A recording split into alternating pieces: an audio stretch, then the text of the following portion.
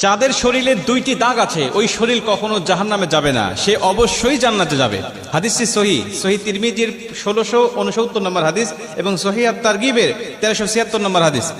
হযরত আবু উমামা রাদিয়াল্লাহু তাআলা আনহু হাদিসটা বর্ণনা করেছেন।